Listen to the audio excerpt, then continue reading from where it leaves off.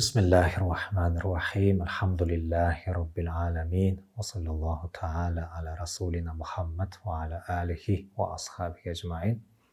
Thumma ma ba'd. Assalamu alaikum wa rahmatullahi wa barakatuhu.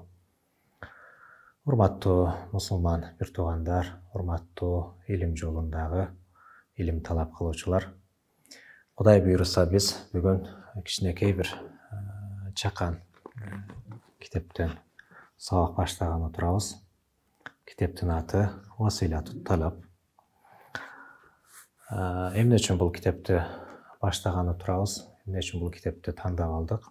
Анткени бул китептин ичинде өзү кичинекей болгондугуна карабастан, бул китептин ичинде илим жолундагылар үчүн, илимди жаңы баштагандар үчүн, анан жөнөкөй адамдар үчүн дагы пайдалуу көптөгөн маселелер бар.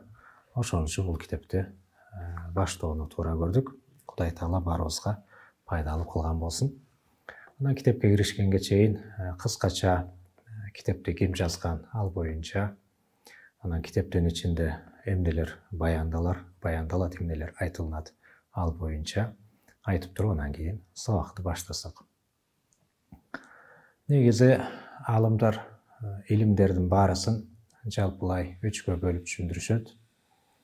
Эң биринчи илмул акида, акида илими. Ал илимде Аллах Таала жөнүндө, акырет жөнүндө, пайгамбарлары жөнүндө кеп болот. Бул илмул акида. Дагы кичине жөнөкөйрөөк тил менен айта турган болсок, Аллах Таала кандай сыпаттар менен сыпатталуусу керек болот, кандай сыпаттар менен сыпатталуусу мүмкүн, эмнелер менен сыпатталуу мүмкүн эмес, булар боюнча, акырет, бейиш, тозок боюнча, өлгөндөн кийин кайра тирилүү боюнча, пайгамбарлар кимдер, алар кимдерден болуусу керек болот, алардын вазыйпалары, алардын тапшырмалары эмне, ошолар жөнүндө айтып берүүчү илим бул акида илими. Анан экинчи илмул фикх деп айтылат. Ал илим бизге эмне жөнүндө айтып берет? Ал илим мусулманга, адам баласына эмнени кылуу арам, эмнени кылуу адал, эмнелерди жасоо дурус, эмнелер дурус эмес, ушуларды баяндап берүүчү илим бул фикх илими. Мисалы, ибадат бөлүгүн айта турган болсок, Аллах Таалага кантип ибадат кылуу керек, ибадат канткенде шариатка ылайыктуу болот, канткенде ылайыктуу болбой калат.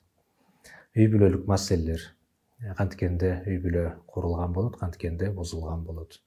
Буларды муамалат маселелерин айта турган болсок, канткенде шариатка ылайыктуу сауда болот, канткенде шариатка ылайыктуу ижара келишим болот.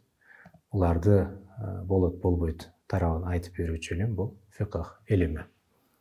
Анан үчүнчү катарда турган илим бар, ал илмут тасаввуф. Ал илимде бизге адам кандай адеп ахлакта болуусу керек болот. Жүрүм туруму, адамдын сырткы көрүнүшү, буларды баяндап берүүчү, кандай болуу керек, аларды айтып берүүчү илим бул илму тасаввуф. Ушинтип аламдар илимди үч бөлүккө бөлүп түшүндүрөт. Анан биз окуй турган азыркы китепте азыркы айтып кеткен маселелерди учкайган айтып берет. Бирок илим жолундагылар үчүн, анан жөнөкөй адамдарга дагы өтө пайдалуу. Ошон үчүн бул китепти окуганды туура көрдүк. Китепти жазган аалым аты жөнү Абу Бакр бин Мухаммад ал-Мулла ал-Ахсаи. Ал-Ахса деген бул Саудиядагы бир жердин аты. Анан Мулла ал-Ахсаи al-Ханафи рахимахуллаху таала бул кишинин өткөн жылы 1270 жылы дүйнөдөн өткөн. Көптөгөн китептерди жазган, көптөгөн окуучуларды, көптөгөн шакирттерди калтырып кеткен. Бүгүнкү күнгө чейин бул кишинин жазган китептери окутулуп келет окуу жайларда, анан окуучулары дагы жерлерде кызмат кылып келишет. Кудай таала ал-Имам ал-Ахсаиди өз рахматына алып, кыяматтагы бейиштеги даражаларын жогору кылган болсун. Анан китебин баарыбызга пайдалуу кылган болсун. Анан бул китепти жарыкка чыгышына себепчи болгон биздин эң чоң устаздардын бири доктор Салах Абул Хадж хафизахуллаху таала. Бул киши тахкик кылган эле. Анан ал кишиден дагы бул китепти окуп алдынан өттүк элек. Анан буну элдерге, илим жолундагыларга пайдалуу болуусу үчүн окуп берүүнү туура көрдүк. Кудай таала баарыбызга пайдалуу кылган болсун. Анда китепти баштадык. Бисмиллахир-рахманир-рахим. Ал-муқаддима. Алхамдулиллахи вахда вассалату вассаламу аля ман ла набия ба'да. Амма ба'д. فهذا مختصر في الفقه مما لا يسع المكلف جهله من الأحكام سميته وسيلة الطلب والله الموفق.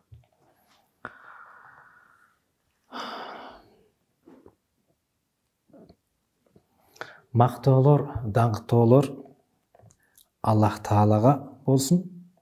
Салам, салаваттар пайгамбар саллаллаху алейхи ва салламга болгон болсун. Бул фикх жөнүндө кичинекей чакан китеп дейт. Мимма ла ясаул мукаллаф жахлаху. Мусулман киши билбей калуусу айып болгон маселелерди жаздым дейт. Ар бир мусулман билүүсү керек болгон маселелерди топтоп кыскача жазылган китеп дейт. Анын китептин атын мен Василатат талап деп атап койдум дейт. Кудай таала баарыбызга тавфик берген болсун. مقدمة في أصول الدين.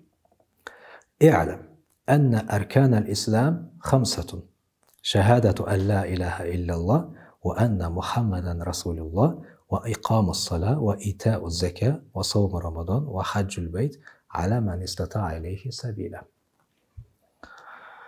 Bilginin deyt, İslam'dın rükündörü. Bular 5'ü. Birincisi, Allah Taala'dan başka Kuday yok ekendigine göğülük berүү. Ekinci, Peygamber Muhammed Aleyhisselam Allah Taala'nın paygambары, anın elçisi ekendigine göğülük berүү. Ve ikamet sala andan keyinki rükünü, türkügü, ustunu, bul namazdı turguzu, namaz oku. Ve ita'u zeka zeket berүү. Ve savm Ramadan, orozu karmo. Ve haccül beyt, anın hac kıluu. Ala men istata ileyhi sabila. Bul kimdin hac kılıuga gücü jetken bolsa, al üçün parız. Bulardın barысы azır kaytıp ketken bu İslam'dın rükündörü. Atkaruu gerek bolgan amallar uşular deydi. Ammal iman fahuwa an tu'mina billah ve melaiketihi ve kutubihi ve rusulihi ve yevmil ahir ve bil qadar khayrihi ve şerrihi min Allahi Teala. Alemi iman degen bul Allah Teala'ga periştelerini, kitaplerini ve rusulihi peygamberlerini ve yevmil ahir kıyamet gününü ve bil qadar taqdirdin khayrihi жақшысы ve şerrihi cemanı min Allahi Teala Kuday Taala'dan dep bilүү bul iman degen uşul deydi. Bulardan her birine kıskaça toktolubuz. Ve ma'nal iman billahi Teala. Değil mi? Kuday Taala'ga iman keltirүү degen bul öz emne. Bunu kantip düşünübüz. En ta'taqid en Allah Teala vahidun. Kuday Taala'nı жалгыз dep bilүү. Kuday Taala'nın жалгыз ekendigine iman keltirүү. La şerike lahu, anın hiç kanday şeriki yok dep жүрөк менен ынанып iman keltirүү uşul iman deydi. Kadimun la avvale lahu, ezeliki zat la avvale lahu baştalışı yok. Mumun kişi uşunday düşünüktü, uşunday bir etikatta bolusu gerek boladı. Kuday Taala kim degende, al жалгыз, anın hiç kanday şeriki yok. Kadimun la avvale lahu, al ezeliki zat anın baştalışı yok. Baqin la ahirala, anan tübölük. Tübölüktü, la ахирала бүтөрү жок деп ыйман келтирүүсү керек болот. Адам жүрөгүнө ушуну алып келүүсү керек болот. Хайюн тирүү, мутакаллимун алимун. Анан бүтүндөй бардык нерсени билип турат, байкап турат. Эмне болбосун? Күндөзүбү, түндөсүбү, чоңбу, кичинеби?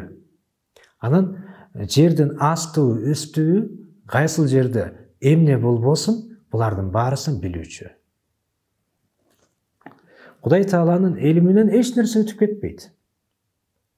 Эмне болбосун, кыпынай нерсе болгон болсун, булардын баарысын байкап турат.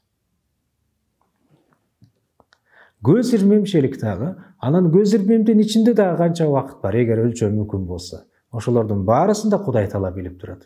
Бир азыраак убакыттагы Кудай Тааланын илиминен эч нерсе өтүп кете албайт. Баарысын байкап билип турат. Муридун, Кудай Таала каалаганын жасайт. Кадирун, кадыр зат.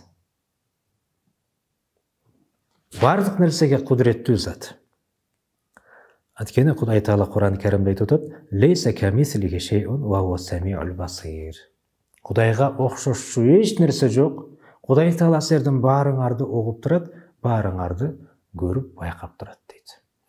Ушулардын бардыгын мусулман киши жүрөгүнө алып келип, Аллах Таалага ушундай бир ишеничте болуу, бул ыйман деген ушул дейт. Ва ма'нал иман би малаикатихи. Анан ыйман эмне дегенде, Аллах Таалага ыйман келтирүү дедик. Экинчиси периштелерине ыйман келтирүү дедик. Ал деген эмне? Ан та'тaqid annal malaika ibadullohi ta'ala la ya'sunahу lahza. Периштелер деген бул Кудай Тааланын жараткан макулуктары. Адам баласы сыяктуу эле макулуктары. Алар ибадат үчүн жаралган, кыпындай дагы бир азыраак убакыттагы алар күнөө иш жасабайт дейт. Дайыма ибадат менен болгон, Кудай Тааланын буйругуну эч кандай кынтыксыз, эч кандай каршылыксыз аткара турган Кудай Тааланын макулуктары булар периштелер. Ушундай бир макулуктар экен деп аларга ыйман келтирүү, бул дагы ыймандын шарттарынын бири. Ва ма'нал иман би кутубихи.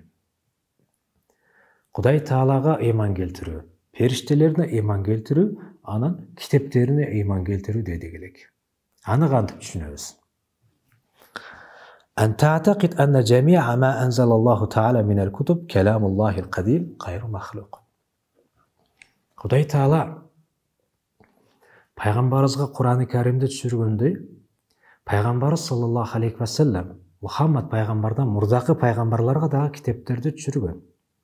Ошолордун баарысы Кудай Таала тарабынан түшүрүлгөн китеп деп, анан алардын баарысы гайр махлук, макулук эмес деп ыйман келтирүү, бул эмне дейт? Ыймандын шарттарынын бири дейт. Мейли алар бурмаланып кеткен болсо деле, бир гана Кур'ан-ы Карим гана бурмаланбаган, бизге эч кандай тамгасы дагы, бир харакаты дагы өзгөрбөстөн жетип келген китеп бул Кур'ан. А бирок Мухаммад саллаллаху алейхи ва салламдан мурдакы пайгамбарларга түшүрүлгөн китептер бизге жетпей калган бурмаланбастан. Балким аларга бурмалуулар кирип кеткен. Бирок асыл китаптын өзү мурдакы Кудай Таала тарабынан түшүрүлгөн. Бул Кудайдын сөзү, Кудайдын китеби. Аларды Кудай Таала жараткан эмес, балким алардын бардыгын өзү айтып кеткен. Кудай Тааланын сөзүн биз эмне махлук деп айтпайбыз. Ушундай деңгээлде Кудай Тааланын китептерине ыйман келтирүү бул ыймандын шарттарынан. Ва ма'нал иман би русулихи. Пайгамбарларына ыйман келтирүү деп айттык, ыймандын шарттарынын бири. Аны кантип түшүнөбүз? Ан та'тaqid anna jami'a rusulillahi ta'ala mab'uthun ila al-khalqi bil haqq. Мухаммад саллаллаху алейхи ва салламга чейин дагы көптөгөн пайгамбарлар өткөн. Кейбір риваяттарда 124 миң деген болса, кейбір риваяттарда 224 миң деп тағы айтылады. Негізі, алардын саны қанша болған, аларды так билүү шарт емес момунга. Балким қанша пайгамбар жөнөтүлгөн болса, ошолордун баарысы Кудай Таала тарабынан жөнөтүлгөн, бир акыйкатты жеткирүү үчүн жөнөтүлгөн экендигине ыйман келтирүү бул парыз.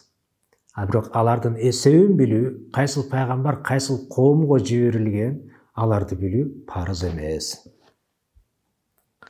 Ушундай деңгээлде ыйман келтирүү бул дагы ыймандын шарттарынан. Ва ма'нал иман бил яумил ахир. Эми кыяматка ыйман келтирүү дегендин мааниси кандай? Кантип түшүнөбүз аны?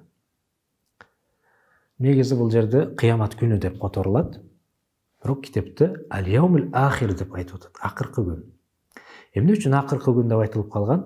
Анткени Кудай Таала бул дүйнө үчүн берилген күндөр ошол күнү бүтөт. Ошондон улам акыркы күн деп айтылган. Кудай Таала күндөрүн бере берет, анан барып туруп бүтө турган күнү болот акыркы. Ошондон улам акыркы күн деп айтылып калган. Бул кыямат күнү. Ага кантип ыйман келтиребиз, аны кантип түшүнөбүз? أن تعتقد أن الله تعالى يبعث الخلق بعد الموت ويحاسبه. Момун киши ушундай бир ишенимде болбосо керек болот. Кудай Таала адамдардын баарысы бул дүйнөдөн өткөндөн кийин аларды кайрадан тирилтип алат деп ыйман келтирүү керек болуп калат. Кайрадан тирилтип, ва юхасибухум, анан алардан эсеп кысап алат. Аларды суракка алат деп ыйман келтирүү керек болот. Ва та'тaqid anna su'ala munkar wa nakir wa 'azab al-qabr was-sirat wal-mizan wal-hawd wash-shafa'a haqqun wal-jannatu wan-nar haqqun. Ага кошумча кабырдагы периштелердин сурак алат экендигине дагы ыйман келтирүү. Ал жерде мункар накир деген периштелер бар. Эмне үчүн мункар накир деп айтылып калган? Анткени араб тилинде мункар накир деген бул белгилүү эмес дегенди билдирет. Мункар накир деп аталып калуу себеби анткени адам баласы ал жерге түшүп көрбөгөн, биринчи жолу көрүп атат. Алар үчүн, өлгөн киши үчүн жанагы сурак алчу эки периште тааныш эмес, ошондон улам мункар накир деп айтылып калган. Алардын өлгөн кишиден сурак алат экендиги анык, бул хак, акыйкат. Ушуга ыйман келтирүү.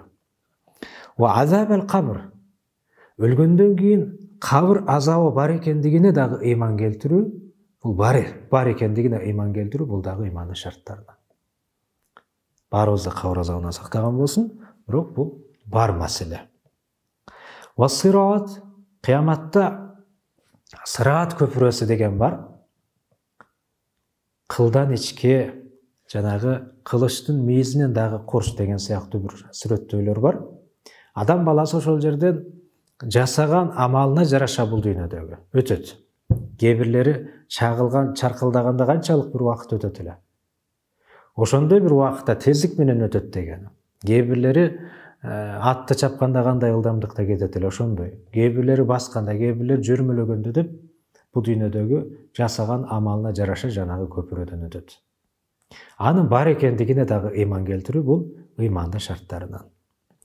Вал мизан, таразанын бар экендигине дагы ыйман келтирүү, бул дагы ыймандын шарттарынан. Ал мизан дегенде акырет күнүндө адамдын соону, күнөөсүн өлчөй турган таразалар бар. Буларга дагы ыйман келтирүү керек болот. Вал хауд, пайгамбар саллаллаху алейхи ва салламга берилген хауд деген бир көлмө. Ал ушундай бир суу пайгамбар саллаллаху алейхи ва салламга белек катары берилген. Кыямат күнү пайгамбарыбыз үммөтүн бардыгына ошол жерден колу менен, мубарак колдору менен суу карат, суу ичирет. Баарыбызга насип кылган болсун. Бунун дагы бар экендигине ыйман келтирүү. Ва шафаа хаккун. Шафаат дагы бар экендигине ыйман келтирүү. Ал дегени адам баласы кыяматта өтө катуу кыйынчылык болгон учурда башка бир пендени ортого салуу деген бар. Башка бир пенде суу көп болгон болот дагы, Кудай Таалага сүйкүмдүү адам болгон болот. Ошол киши ортого түшүлсө, буну шафаат деп айтабыз. Эң чоң шафаат бул пайгамбарыбыз Мухаммад саллаллаху алейхи ва салламга берилет. Барыбызга пайгамбарыбыздын шафаатынан насип кылган болсун. Бул дагы бар экендигине ыйман келтирүү. Вал жанна ван нар хаккун, бейиш менен тозок бар экендигине дагы ыйман келтирүү. Бул ыймандын шарттарынан. ومعنى الإيمان بالقدر أن تعتقد أن جميع ما يجري في العالم خيرا كان أو شرا بتقدير الله تعالى. Анан тагдырга да ыйман келтирүү деп айттык. Аны кантип түшүнөбүз? Ал дегени ааламдагы болуп жаткан иштердин баарысы мейли жакшы болсун, мейли жаман болсун, бул Кудай Тааладан экендигине ыйман келтирүү, бул ыймандын шарттарынан. Буну тагдыр деп айтабыз. Анан бизде кыргыз тилинде тагдыр дегенде баягы бир жалаң гана жаман иштерге айтылып калган. Эгерде адам баласынын башына бир кыйынчылык жетип, бир балейге дуушар болуп кала турган болсо, тагдыр экен деп сооруткон учурлар болот. Негизи тагдыр деген бул жакшылыкка дагы, жамандыкка дагы айтылына берет. Экөө тең Кудай Тааладан деп билүү, бул ыймандын шарттарынан. وكمال الإيمان إقرار باللسان وتصديق بالجنان وعمل بالأركان فمن ترك الإقرار فهو كافر ومن ترك التصديق فهو منافق ومن ترك العمل فهو فاسق.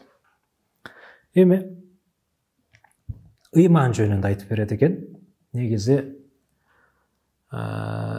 маселени айтканга чейин ыйман жөнүндө айтып алалыкчы биринчи кыскача. Ыйман деген бар бизде. Ахли сунна вал жамаанын этикаты, алардын түшүндүрмөсү боюнча ыйман деген бул ал-иqrar bil-lisan, тил менен айтып, ва тасдиq bil-janan, жүрөк менен ошол тил менен айтканды тастыктоо, бул ыймандын шарттарынан. Демек, адам ыймандуулардын катарына кошулуу үчүн, эгер дагы чейин ыймандуу болбосо, эки шарт талап кылынат экен. Биринчиси тил менен айтат экен, азыркы биз айткан ыймандын шарттарына. Анан ва тасдиq bil-janan, жүрөк менен аны тастыктайт экен. Ошентип эки шарты бар экен. Бирок аалымдар жүрөк менен тастыктоо бул ыймандын рукуну дейт. Рукуну дегени эч качан жок болбойт. Жок болгон болсо эле ыймандуулардын катарынан чыгып калат. Тил менен айтуу бул дагы ыймандын рукуну, бирок рукун аз-заид деп айтат. Ал дегени негизги рукунга кошулбайт, рукун ал-асли эмес, балким рукун аз-заид. Ал дегени кандай? Биз айттык, адам ыймандуулардын катарына кошулуу үчүн эки шарт керек эле. Тил менен айтат, жүрөк менен тастыктайт. Эми экөө тең ыймандын рукундөрү болгон болсо, бирок тил менен айтуу эмне үчүн рукун аз-заид деп айтып атасыңар?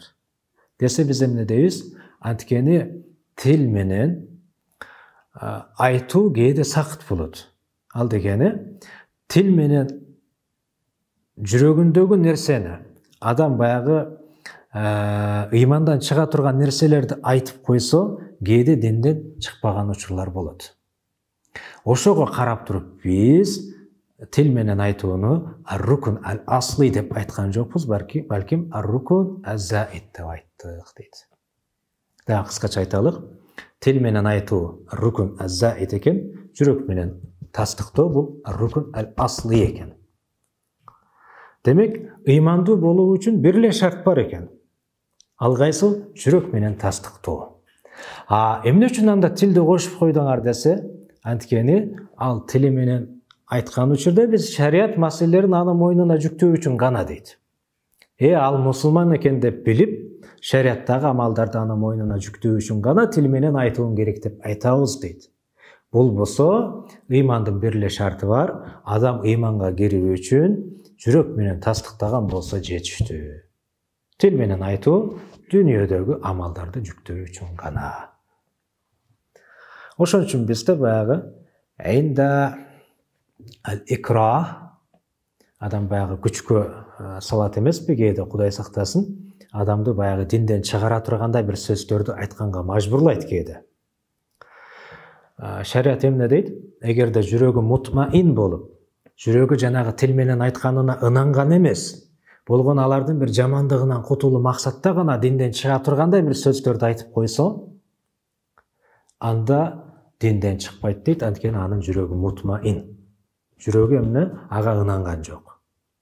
Ошого карап туруп биз айтабыз дейт, демек ыймандын шарты бирөө эле, ал жүрөктүн гана ынануусу дейт.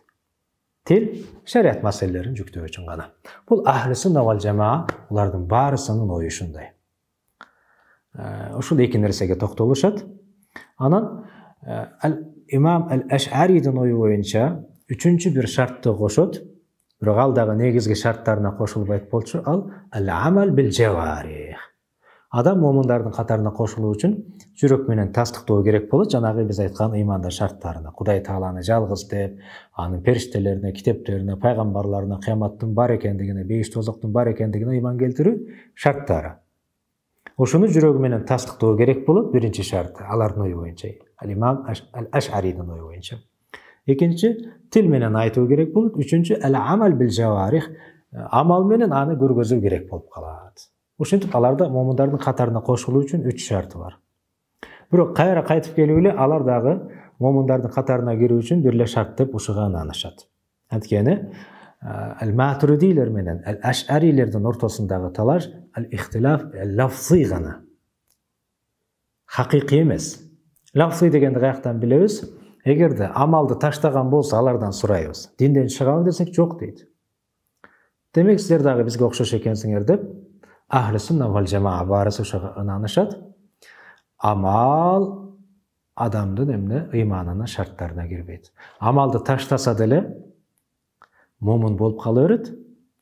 Бирок амалды таштагандыгы үчүн намаз окубайт, зекет бербейт, ороза кармабайт. Буларды жасабагандыгы үчүн өтө чоң күнөөкөр болот.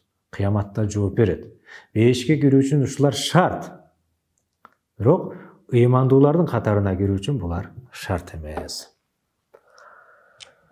Кыскача ушундай. Ва камалул иман. Ыйман деген эмне десе, качан адам момун боло алат? Качан ыймандуулардын катарына кошула алат? Иqrarun бил лисан. Тил менен айтуу керек болот. Ва тасдиqun бил жанан. Жүрөк менен ошол айтканын тастыктоо керек болот. Ва амалун бил аркан. Анан Кудай таала буйруган амалдарды аткаруу бул ыймандын толук экендигинен кабар берет дейт. Качан адам толук момун боло алат десе, азыркыларды аткаруу менен гана. Фаман таракал иqrar фахуа кафирун. Ким иqrарды таштаса дейт, аны биз кафир деп билебиз. Мусулман эмес деп билебиз дейт. Тили менен айткан жок. Биз ага карап туруп эмне дейбиз? Мусулман эмес турбай деп айтабыз. Ва ман тарака тасдиқ фахуа мунафиқун. Эгер тасдиқты таштаса, тили менен Кудай бар деп айтып кое берет, тили менен ыймандын шарттарын айтып кое берет, бирок жүрөгү ошого ынанбайт. Аны биз мунафик деп билебиз. Мунафик деген эки жүздүү. Бизге момун болуп көрүнө берет, бирок Алланын алдында ал момун эмес. Ал мунафик деген ошол. Ва ман тарака ал-амал фахуа фасиқун. Эгерде амалды таштаса, жүрөк менен ынанат Кудайдын бар экендигине, тил менен дагы айтат, бирок амал кылбайт. Амал кылбайт дегени намаз окубайт, зекет бербейт, ороза кармабайт дегендей. Анда аны биз фасык деп билебиз, күнөөкөр деп билебиз, бирок момундардын катарынан чыкты деп айтпайбыз дейт. Саллаллаху таала аля расулина Мухаммад ва аля алихи ва асхабихи ажмаин.